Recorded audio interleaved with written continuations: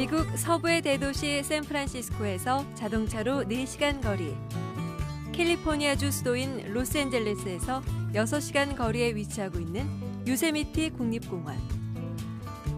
미국 서부를 동서로 가르는 험준한 시에라 네바다 산맥 한가운데 살포시 자리 잡은 요세미티는 미국 서부를 대표하는 국립공원으로 알려져 있죠. 연간 방문객 수 400만 명, 재방문율 1위를 자랑하는 요세미티의 매력은 무엇일까요? 빙하가 빚어낸 신비한 화강암 절벽들의 행렬, 드라마틱한 폭포 시리즈, 하늘 높이 치솟은 자이언트 세콰이어.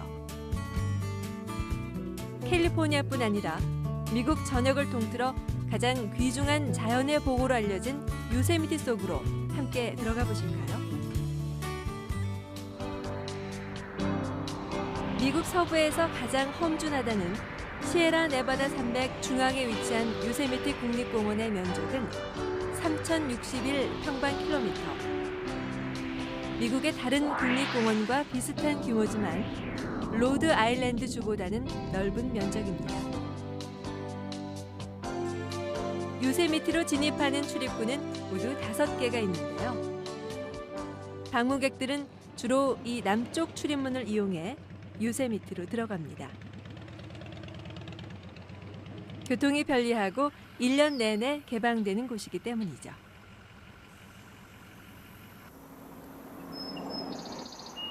남쪽 출입문을 통과한 방문객들은 요세미티 중심부로 향하기 전 대부분 우측으로 방향을 틀어 자동차로 10분 거리에 있는 메리포사 그로우브로 들어갑니다.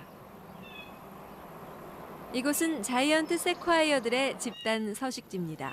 자이언트 세콰이어는 보통 키가 50m가 넘고 직경이 5m 이상인 지구상에서 가장 큰 나무입니다. 왜 나무 이름에 자이언트란 수식어가 들어가는지 감탄사가 절로 터져나오죠. 이 가운데 가장 유명한 나무는 그리즐리 자이언트 세콰이어. 높이 61m, 직경 8.5m에 달하는 이 나무는 나이가 2,700살로 아마 지구상에 현존하는 생물체 가운데 가장 크고 가장 나이가 많은 생물체일 겁니다.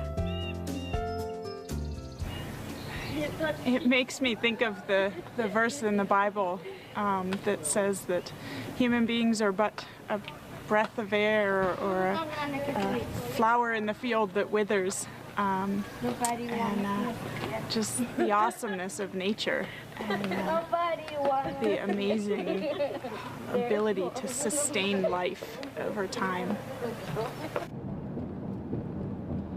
메리포사 그로우브에서 자이언트 세콰이어의 신비로움에 흠뻑 젖었던 사람들은 본격적인 요세미티 탐사를 위해 남문 쪽으로 다시 방향을 돌려 와우나 터널을 통과해야 합니다. 터널을 빠져나오자마자 등장하는 전망대, 터널뷰 포인트. 저 멀리 요세미티의 랜드마크인 하프돔이 머리를 내밀고 있고 좌측에는 세계에서 가장 큰 화강암 덩어리 가운데 하나인 엘 캐피타니, 우측으로는 커시드럴 봉우리와 브라이덜 베일 폭포 등이 펼쳐져 있어 요세미티 밸리에 대한 최상의 경관을 제공하는 곳입니다.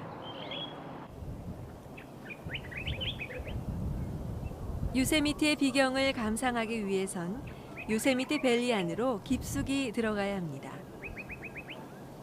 요세미티 밸리는 요세미티의 거대한 화강암 절벽들과 아름다운 폭포들로 둘러싸인 채 공원의 한복판에 자리 잡고 있는 총 면적 18평방킬로미터의 작은 초원지대를 말합니다.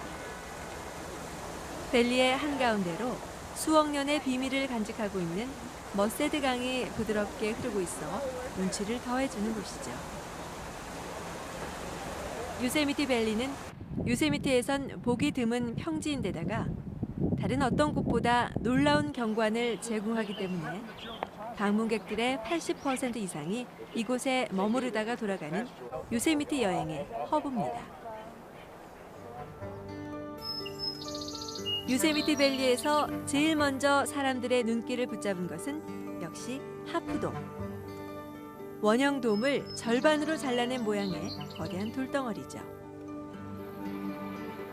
이 신기한 모양의 화강암은 요세미티의 랜드마크가 됐는데요. 요세미티의 경관을 압도하기에 충분할 만큼 신비로운 형상을 하고 있습니다. 하프돔의 높이는 해발 2,700m. 이 거대한 돌덩어리를 양파 자르듯 반으로 동강 내버린 힘은 빙하 때문이라고 알려져 있습니다. 하프돔과 더불어 요세미티의 웅대함을 더해주는 것은 엘 캐피탄. 흔히 엘 캡이란 애칭으로 불리는 엘 캐피탄의 높이는 해발 2,300m.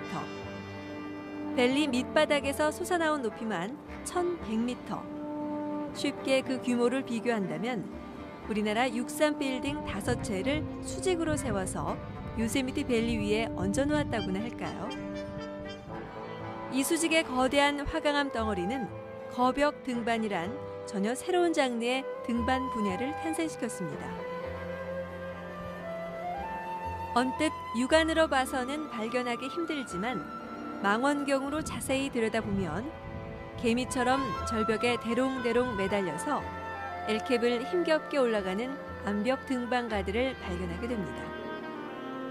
등반가들은 식사와 휴식, 잠은 물론 용변까지 바위에 매달려 해결하며 정상을 향해 한 걸음씩 올라갑니다.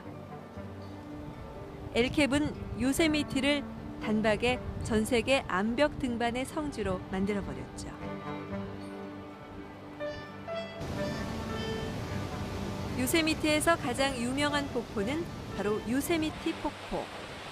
낙차 740m로 북미에선 가장 높은 폭포고 세계에서도 5번째를 자랑하는 규모죠. 그 웅장한 크기 때문에 요세미티 밸리에선 어느 곳에서도 눈에 띄는 이 폭포는 모두 3단으로 나뉘어 천둥 같은 소리를 내며 바닥으로 낙하합니다. 요세미티의 폭포들의 행렬이 풍성한 이유는 만년설 덕분에 고산지대로부터 끊임없이 수량이 공급되기 때문이죠.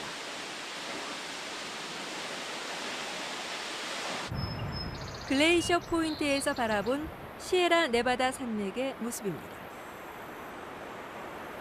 시에라 네바다란 눈 덮인 봉우리란 뜻을 가진 스페인어죠. 시에라 네바다의 봉우리들 위에는 한여름 뙤약볕 때도 불구하고 지난 겨울 내린 잔설들이 두터운 얼음을 형성하면서 쌓여 있습니다. 요세미티는 겨울에 연 강수량의 80% 이상이 집중되지만 겨울에 내린 눈들을 이렇게 두터운 얼음으로 가둬놓고 1년 내내 조금씩 수량을 흘려보내 여기저기 폭포들을 만들고 은빛 호수와 개울, 강들을 눈 녹은 물로 가득 채우게 되죠.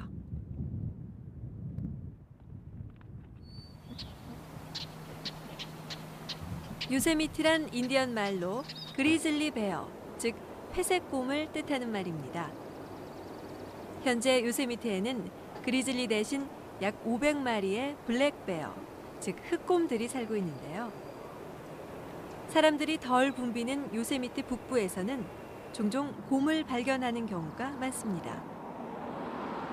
도로가에서 곰을 발견하면 구경하려는 사람들로 한바탕 소동이 일어납니다. 동물원이 아닌 야생 상태에서 곰을 관측한다는 것은 사람들에게 묘한 흥분을 가져다 주기에 충분하죠. That's what we came here for, so to try and spot a bear like we were talking about in the car on the way here, and we see one, so we're very happy because it's obviously unique to this area is that type of bear, so yeah, very happy. 곰을 제외하면 요세미티에서 가장 흔하고 인기 있는 동물은 뮬디어, 즉 노새 사슴이죠. 굳이 외진 곳을 찾지 않더라도 해질 무렵이면 공원 어디서나 볼 수 있는 가장 친근한 동물이 뮬디어입니다. 이 녀석들의 넓게 퍼진 귀를 보면 왜 이름이 노새 사슴이 됐는지 금방 짐작할 수 있습니다. 녀석들은 무더운 한낮에는 숲속에서 휴식을 취하다가 해질 무렵 매도우에 나와 풀을 뜯습니다. 요세미티에는 이 밖에도 80종의 포유류와 247종의 조류, 40종의 파충류가 살고 있어 그야말로 야생의 보고라고 할 수 있죠.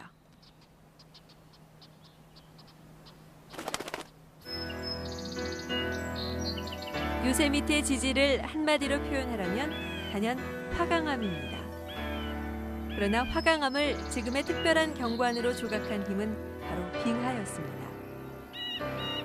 빙하는 거대한 무게와 차가운 온도를 통해 외관상 난공불락처럼 보이는 화강암 지대를 절묘하게 잘라내고 깎아냈죠.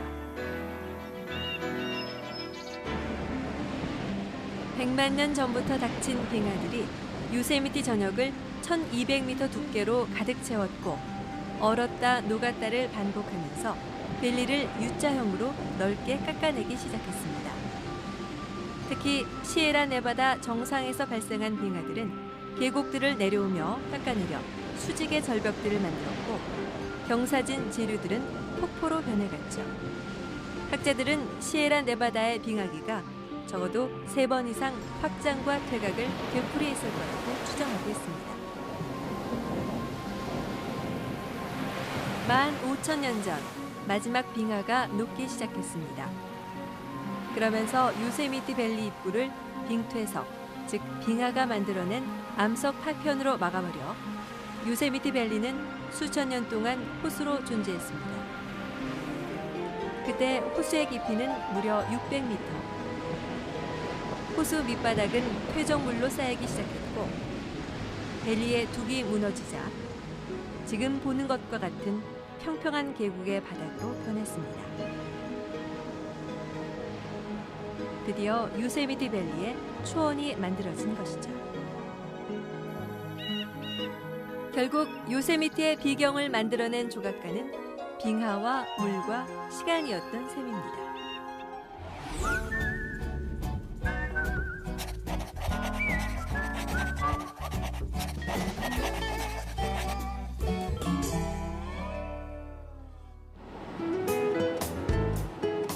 지구의 약 절반의 지질적 역사가 고스란히 드러나 있는 곳 그랜드 캐니언. 천연 절벽에 새겨진 지구 역사 20억 년의 생생한 증거들. 그리고 그 드라마틱한 형상이 주는 시각적 충격으로 세계 7대 자연 불가사의 중에서도 가장 경이로운 곳으로 꼽히는 그랜드 캐니언으로 여러분을 초대합니다.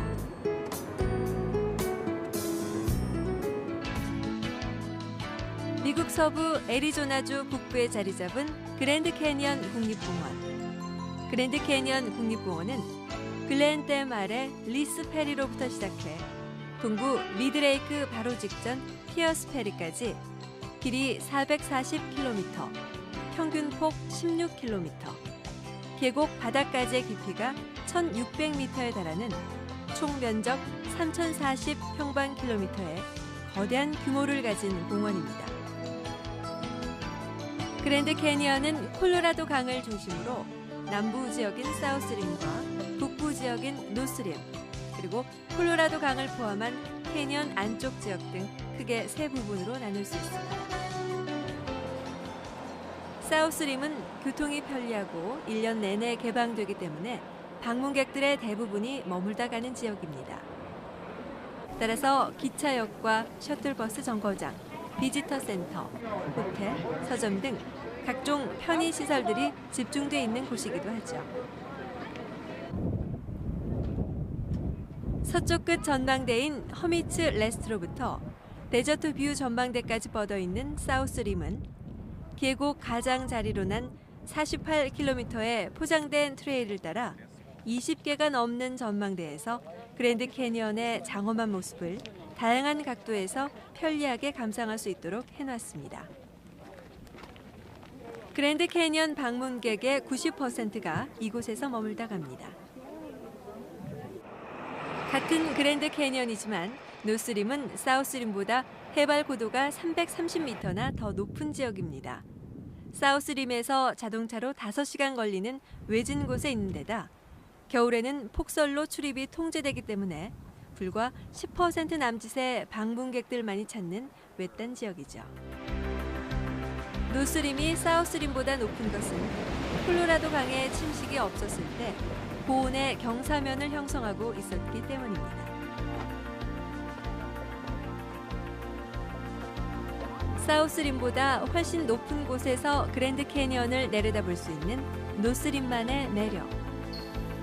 그리고 그리고 사우스림보다 훨씬 풍부한 노스림의 야생은 그랜드 캐니언의 색다른 멋을 선사하고 있죠.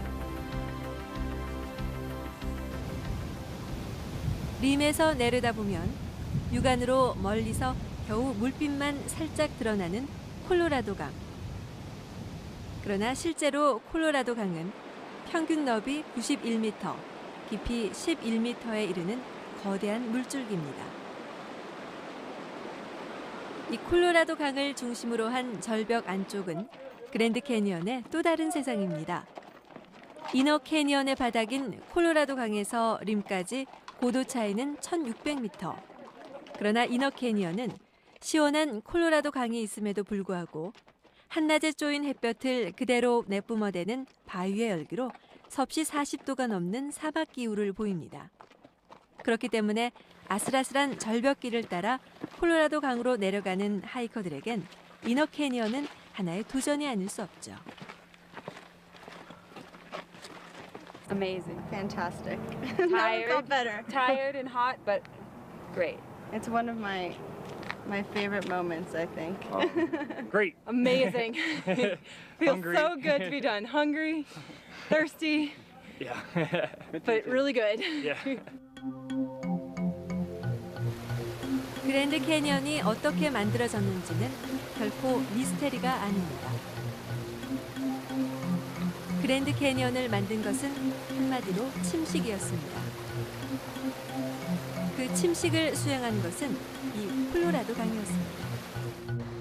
인류가 지구상에 나타났을 무렵인 500만 년 전, 20억 년 동안 퇴적된 땅 위에 위대한 콜로라도 강이 그랜드 캐니언 위로 힘찬 침식 작용을 시작했습니다. 이파담 같은 부드러운 바위들은 콜로라도 강과 비의 침식으로 쉽게 부서져 나가 부드러운 경사면을 형성했고, 반면에 석회암 같은 더 단단한 바위들은 수직의 절벽을 형성했습니다. 콜로라도 강은 마치 컨베이어 벨트처럼 모든 침식물들을 휩쓸고 지나갔죠. 결국 그랜드 캐니언은 침식 때문에 존재하게 됐고, 지금도 침식은 이루어지고 있으며 먼 훗날 그랜드 캐니언 모두를 쓸어갈 것입니다. 다른 국립공원과 마찬가지로 그랜드 캐니언의 거주자는 아메리카 원주민, 즉 인디언들이었습니다. 그 가운데서 가장 발달된 문명을 자랑했던 부족은 아나사지족이었는데요. 아나사지란 인디언 말로 옛날 사람들이란 뜻입니다. 고고 인류학자들에 의해서 이들이 현재 리오그란데 강 근처에 살고 있는 푸에블로족의 조상이란 사실이 밝혀지면서 지금은 선조 푸에블로란 말로 수정됐죠. 투사한 유적지는 선조 푸에블로가 그랜드 캐니언에 남긴 가장 큰 집터입니다. 1100년대 말 건축된 것으로 추정되는 이 유적지는 30명 정도의 푸에블로들이 살던 거주지로 보입니다.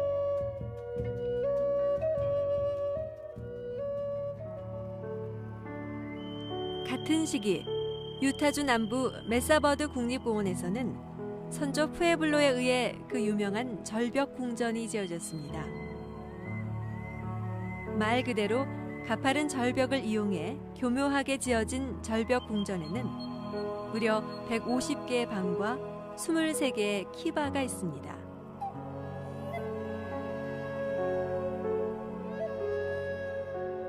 키바는 그들이 살던 거주지에서는 예외 없이 발견되는 특별한 지하 공간입니다.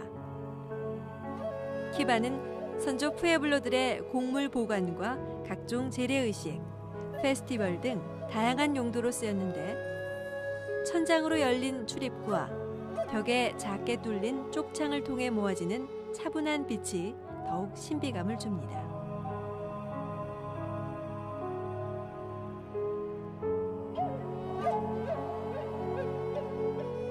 왜 그들이 하필이면 이런 험하고 높은 절벽에 거주지를 지었을까요?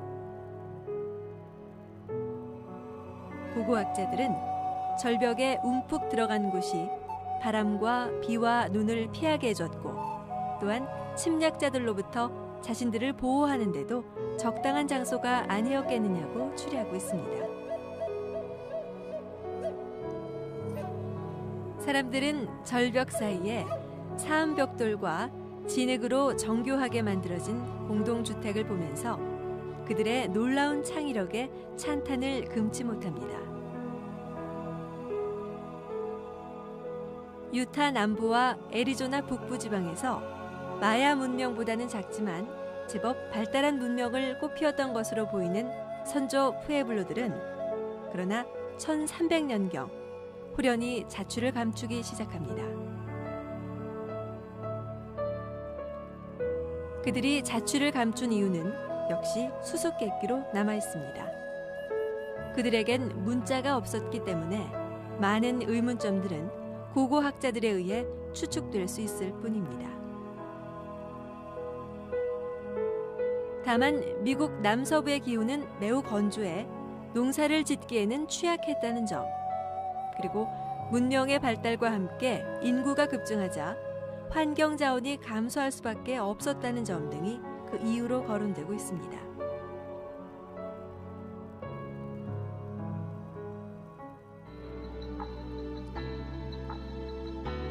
(20억 년에 걸쳐 형성된 바위층이 500만 년의 침식으로 그 속살을 드러낸 곳 그랜드 캐니언. 그래서 그랜드 캐니언을 경험하는 것은 지상 최고의 자연과 대화하는 것입니다. 500만 년 동안 콜로라도 강의 침식으로 만들어진 계곡을 보면서 다음번 500만 년 후엔 어떻게 변해 있을까 상상해 봅니다. 분명한 것은 변화입니다.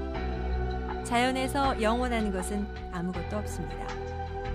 이 거대한 그랜드 캐니언도 자연도 인간도 끊임없이 변화하고 그 작고 지속적인 변화가 언젠가는 상상조차 할 수 없는 결과로 나타난다는 것. 적어도 20억 년의 뚜렷한 증거를 그랜드 캐니언은 우리에게 말해주고 있습니다.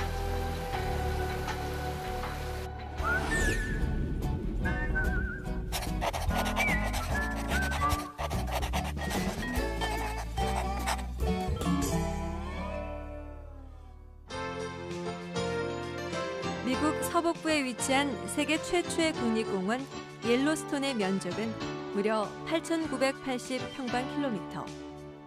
미국 동부의 로드 아일랜드 주와 델라웨어 주를 합한 면적보다 더 넓습니다. 이렇게 면적이 넓은 만큼 옐로스톤이 들어서 있는 주의 경계도 좀 복잡한 편이죠. 서쪽으로 아이다호주, 북쪽으로 몬태나주, 그리고 나머지 대부분의 지역은 와이오밍주에 속해 있습니다. 옐로스톤의 뜨거운 지열이 만들어낸 신비하고 기이한 형태들은 옐로스톤을 세계에서 가장 독특한 국립공원으로 만든 1등 공신들이죠. 이들은 옐로스톤이 화산지대 위에 자리 잡고 있음을 보여주는 생생한 증거들입니다.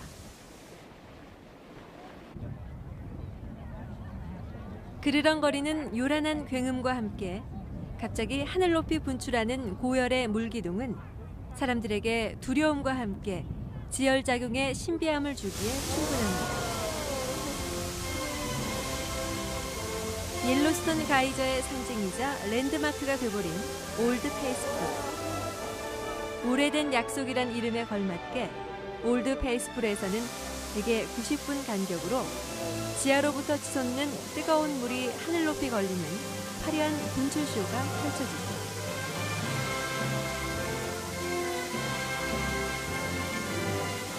It's one thing seeing this type of event on National Geographic or on television, but to be here and to be this close to it was pretty inspiring and slightly scary.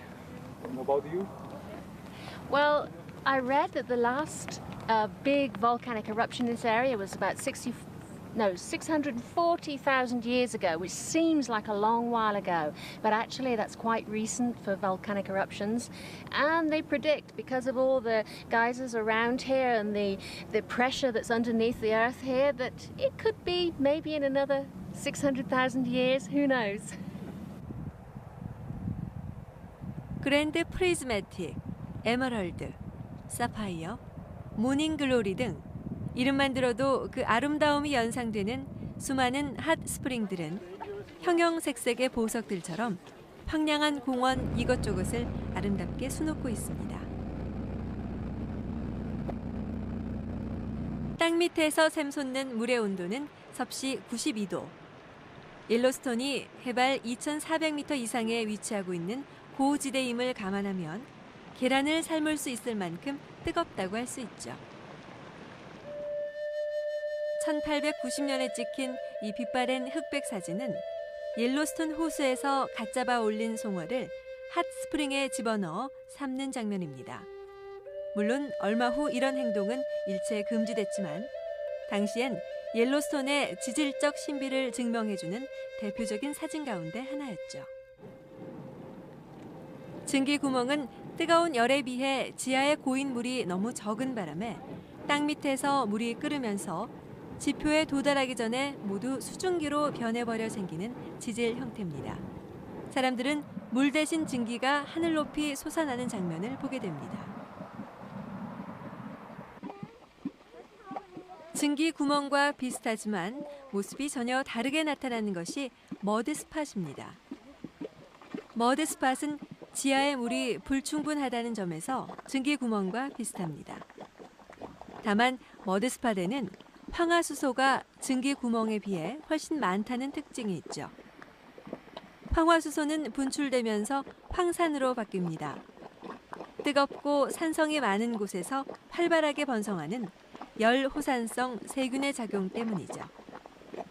머드스팟은 겉으로 보기엔 거품 때문에 지늘기 끓고 있는 것처럼 보이지만 실제로는 황산으로 변한 황화수소가 분출구 주변의 바위를 녹이고 그 녹은 흙을 통해 수증기와 탄산가스 등이 분출되면서 마치 보글보글 지늘기 끓고 있는 것처럼 보이게 되는 것입니다.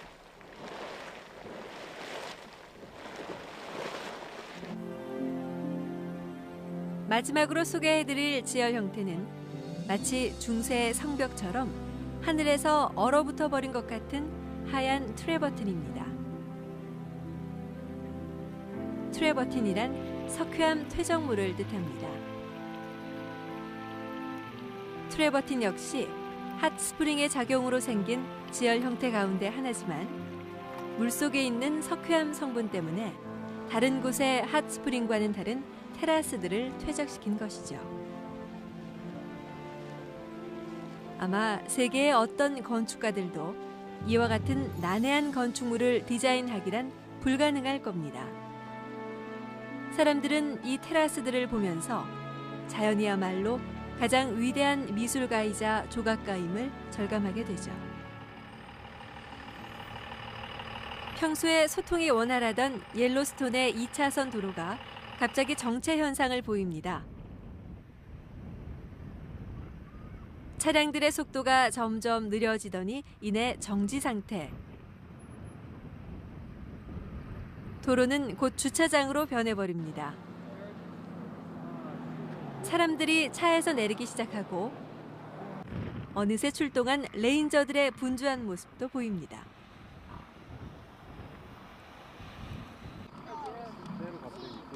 그러나 사람들의 표정은 짜증스러움 대신 호기심과 신기함으로 가득 차 있습니다.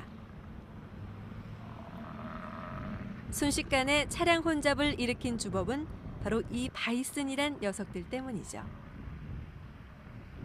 현재 옐로스톤에는 약 4,000마리가 넘는 바이슨들이 살고 있습니다.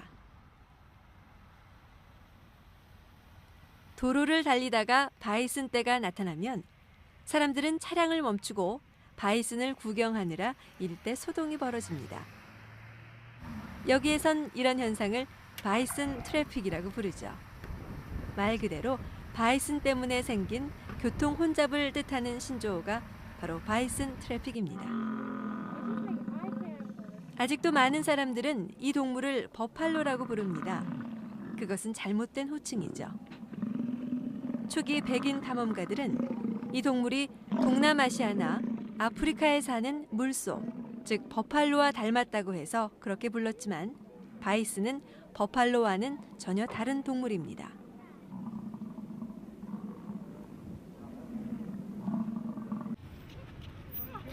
또다시 도로가 술렁거리기 시작합니다. 차량들은 꼼짝하지 못하고 사람들은 어디론가 뛰기 시작합니다. 이번엔 또 무슨 일일까요? 소동의 주인공은 바로 이 녀석, 블랙베어입니다. 먹이를 찾아 배회하다가 길가로 나온 모양입니다. 방문객들은 블랙베어를 보고 즐거워할지 모르지만 공원 당국에겐 비상 상황입니다. 그도 그럴 것이 이 곰은 장난감이 아닙니다. 동물원에서 길들여진 곰도 아닙니다. 야생이며 자유로이 살아가는 예측 불가능하고 위험한 진짜 곰이란 사실을 잊어서는 안 됩니다. 불과 40여 년 전만 해도 길거리에서 차창 너머로 곰에게 먹이를 주는 장면은 흔한 일이었죠. 야생 곰들은 숲속에서 풀과 뿌리, 열매와 벌레를 잡아먹는 대신 사람들 근처로 모여들었고, 특히 공원이나 호텔 근처의 큰 쓰레기 더미는 그들에겐 피하기 힘든 유혹이었습니다.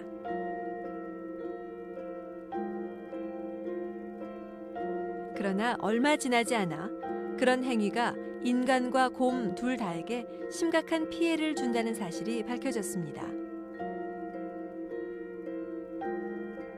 매년 50명이 넘는 사람들이 곰에게 먹이를 주려다 물려 부상을 입었고, 더 심각한 피해자는 바로 곰 자신이었습니다. 곰은 사람들이 던져주는 음식에 길들여져 그만 야성을 잃어갔습니다. 방문객들이 거의 없는 겨울에 야영장이나 호텔 쓰레기장을 배회하던 많은 곰들이 얼어 죽거나 굶어 죽었습니다. 자생력을 잃어버린 것이죠. 이 같은 곰 이야기가 사람들에게 주는 메시지는 분명했습니다. 야생동물은 야생의 상태로 그냥 내버려 둬야 한다는 것. 1970년부터 공원 당국은 곰에게 먹이를 주는 행위를 불법으로 간주해 강력한 단속에 나서기 시작했습니다. 바이슨과 곰 이외에도 프롱온 영양, 회색 늑대, 대머리 독수리, 샌드힐 크레인 등 멸종 위기에 처한 야생 동물들에게 옐로스톤은 중요한 서식지를 제공하고 있습니다. 옐로스톤이 미국의 세렝게티로 불리고 있다는 사실은 전혀 과장이 아닌 셈이죠.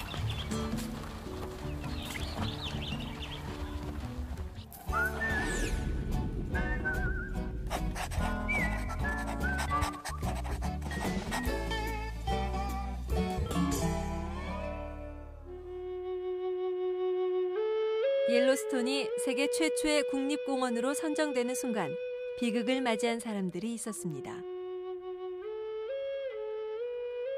이곳에서 수천 년 동안 평화롭게 살아가던 원주민 쇼숀족이었죠. 그들은 영문도 모른 채 백인들에게 쫓겨나 인디언 보호구역으로 강제 이주당했습니다. 말하자면 세계 최초의 국립공원 탄생과 더불어 세계 최초의 보존 난민도 동시에 등장한 셈이었죠. 물론 그들이 그에 상응하는 보상을 받았을 리는 만무합니다. 이런 현상은 옐로스톤뿐 아니라 다른 모든 국립공원에서도 마찬가지였습니다. 요세미티 국립공원 박물관 한켠에서 관광객들에게 바구니 짜는 모습을 보여주며 살아가는 줄리아 파커 할머니. 그녀 역시 요세미티가 국립공원으로 지정되면서 보호구역으로 쫓겨나야 했던 요세미티 원주민 미워크족의 후예입니다. Why did they leave? Well, it's because new people said we're coming in, move over. The new people here, I mean, I feel that they're doing the best they can, you know, for what is here. But we must remember that the native people were here first, and they honored and respected their valley and their home and their families. 백인들에 의한 미국의 개척사는 입장을 바꿔보면 인디언들에겐 순환의 역사였죠. 콜럼버스의 발견 이후 아메리카 원주민들은 백인들에게 삶의 터를 빼앗겨야 했고 많은 죽임을 당했으며 척박한 보호구역으로 내몰려야 했습니다. 그랜드 캐니언 남서부 보호구역에서 살아가는 후알라파이 인디언들도 사정은 마찬가지였죠. 그러나 그동안 버려지다시피 했던 보호구역에 요즘 관광객들의 발길이 부쩍 잦아졌습니다. 최근 건설된 이 스카이워크 때문이죠. 2007년 3월에 문을 연 스카이워크는 그랜드 캐니언 절벽 한쪽에 말발굽 모양의 유리판을 달아 1200m 아래 낭떠러지를 내려다볼 수 있게 만든 장치를 말합니다. 입장료는 1인당 무려 $75. 스카이워크 건설 계획이 발표됐을 때 자연보호론자들의 반대가 심하게 제기되기도 했지만 실업률이 50%가 넘고 세대당 평균 소득이 $1,500에도 못 미치는 가난한 현실을 극복하기 위한 후알라파이족의 의지는 굳건했습니다. The main purpose behind the skywalk was to bring more tourists to our area. Also, see, with the skywalk being here, see, it provides a better future for the future generations of our people. 인디언들에 대한 원죄 때문일까요? 스카이워크 건설을 바라보는 백인들의 시각은 어정쩡하기만 합니다. The Hualapai tribe has very, very little resources. And if they can improve their economic well-being, well, I think that's a good thing. So I think the results will be mixed. I think that it is not a wonderful thing. It's a spectacular thing. I don't think it's necessarily a positive addition to the canyon, but if it brings some financial success, some improved living conditions for the tribe, I think that's fine. 사우스 다코타주에 있는 블랙힐스 인디언 보호구역에 모습을 드러내기 시작한 거대한 조각상 크레이지 홀스. 크레이지 홀스는 1800년대 후반 미군의 영웅 조지 커스터 기병대를 리틀 비콘 전투에서 전멸시킨 전설적인 인디언 전사였습니다. 거대한 산 하나를 통째로 조각하고 있는 이 어마어마한 조각상이 만들어지기 시작한 것은 1947년. 블랙힐스의 원주민 주장 스탠딩 베어가 폴란드 출신 조각가 코작 지올콥스키에 의뢰해 시작된 일이었습니다. 크레이지 홀스 조각상과 관련된 일을 이해하기 위해서는 역시 블랙힐스 근처에 있는 러시모아 국립기념지를 먼저 살펴보는 것이 순서일 것 같습니다. 러시모아는 미국 역사상 가장 위대하다고 평가받는 4명의 대통령, 즉 초대 조지 워싱턴, 3대 토머스 제퍼슨, 16대 에이브러함 링컨, 26대 시어도어 루스벨트 대통령의 흉상을 거벽에 새겨넣은 것으로 유명한 곳이죠. 백인들은 미국을 빛낸 4명의 영웅을 1745m 높이의 러시모어 산에 새김으로써 애국심을 고취시키고자 했습니다. 그러나 수족의 영혼이 깃든 러시모어에 미국 대통령의 흉상이 들어서자 인디언들은 분노했습니다. 그들은 이 땅이 본래 원주민의 땅이었음을 후세에 알려야 한다고 결심하게 됐습니다. 그들은 러시모어 건너편 산에 전설적인 인디언 전사 크레이지 홀스의 조각상을 만들기로 했습니다. 규모는 러시모아보다 몇 배 더 컸습니다. 백인들은 처음엔 이를 비웃었지만 10년 만에 크레이지 홀스의 윤곽을 깎아내자 몸이 달았죠.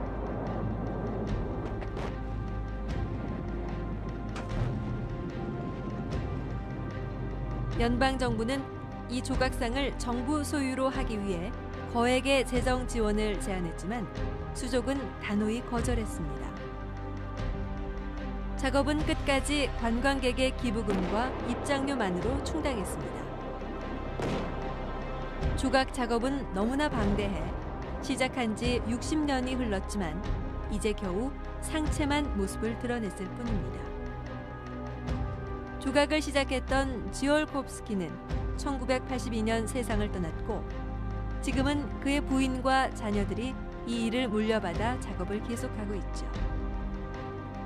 이 일이 언제 끝날지는 아무도 모릅니다. 그러나 확실한 것 한 가지는 수족들이 언젠가는 이 일을 완성하고야 말 것이란 사실입니다.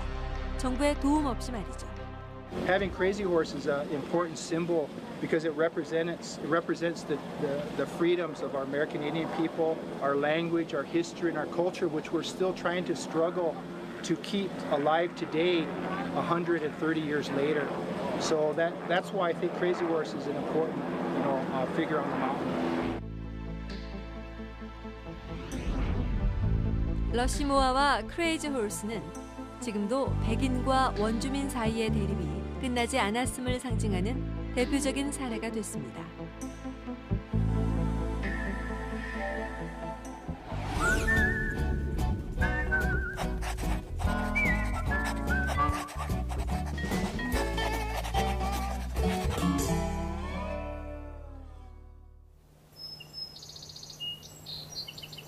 미국 국립공원의 보존주의 앞에는 늘 실용적이란 수식어가 붙습니다. 인간의 이용과 자연의 보호라는 두 가지 개념이 충돌할 때는 항상 실용적 입장에서 결론을 내렸기 때문이죠. 요세미티 국립공원의 북서부에 자리한 해치 댐. 지금은 저수지로 수몰되고 말았지만 이 주변은 요세미티 밸리에 견줄 만한 거대하고 아름다운 초원지대였습니다. 그러나 지금은 4억 4천만 톤의 물을 저장할 수 있는 해치 댐으로 변해 샌프란시스코 일대 240만 명에게 생활용수와 전기를 공급하고 있습니다. 해치가 사람들의 손에 의해 물에 잠기기까지는 7년이 넘는 격렬한 찬반 논쟁을 거쳐야 했습니다. 결국 이 싸움에서 실용주의가 승리를 거뒀고 1913년 미 연방의회는 댐 건설을 승인했습니다. 1963년 그랜드 캐니언 상류 쪽에 글렌 캐니언 댐이 건설될 때도 상황은 마찬가지였습니다. 안정적인 물 공급을 위해 미 의회는 오랜 논란 끝에 글렌 댐의 건설을 승인했습니다. 댐이 건설되자 아름다웠던 글렌 캐니언 지역은 파웰 호수로 수몰되고 말았습니다. 파웰 호수가 글렌 캐니언을 삼키기 전에 그것을 아는 사람들은 지금도 여전히 글렌 캐니언의 침수를 20세기의 가장 큰 환경 손실 가운데 하나로 여기고 있습니다. 미국 국립공원의 실용적 보존주의는 공원 내 자동차 도로 건설에서도 발견할 수 있습니다. 공원 전체 면적의 3분의 1을 툰드라 지역으로 보유하고 있는 로키 마운틴 국립공원. 이 공원의 툰드라 지역은 76km 길이의 트레일 리츠 로드가 관통하고 있습니다. 툰드라 지역을 있는 그대로 보호하기 위해서 산악도로를 개설해서는 안 된다는 환경보호론자들의 주장은 인간의 이용을 위해서란 실용주의 구호 앞에 묵살됐습니다. National parks in the United States were set up for two reasons. One, to preserve the nature that the park was set aside for, but also to have it so that people could come and see that. And so we do both of those things at the same time. And very honestly, sometimes those are in conflict. And as part of the Park Service, our job is to keep the natural thing that the park was set aside for. And sometimes you have to make a decision whether it's going to be for people or whether it's going to be for nature. And usually the Park Service will say, well, yeah, you've got to keep the nature or then the people won't have anything to look at.